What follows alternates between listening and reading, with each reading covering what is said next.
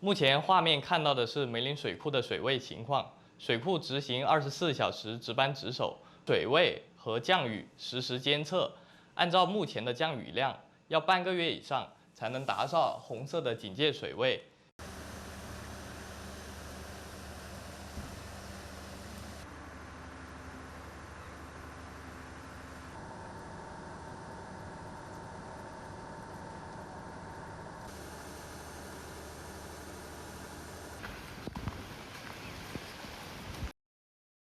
把警力摆到这个积水点附近的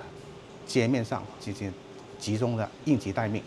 随时出现险情，随时出动，随时疏导。有前水能够通行的，我们引导车辆缓慢通行；如果不能通行的，我们对道路实行了交通的管制，避免车辆进入深水区，造成熄火。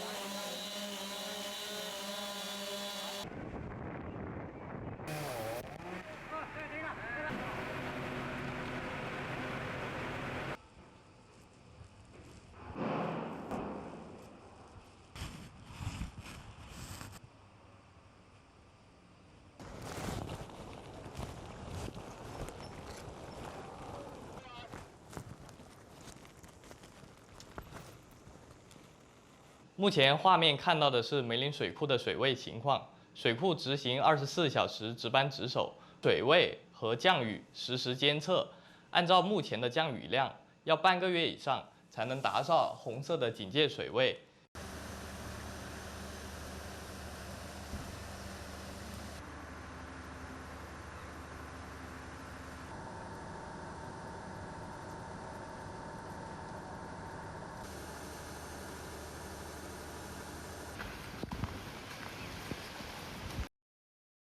把警力摆到这个积水点附近的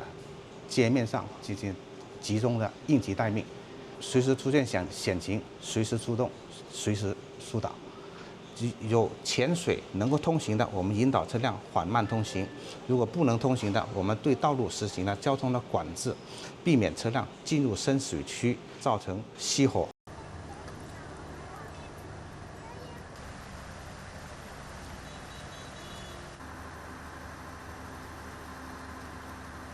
If you like this video, then like, share and subscribe to Mirror Now.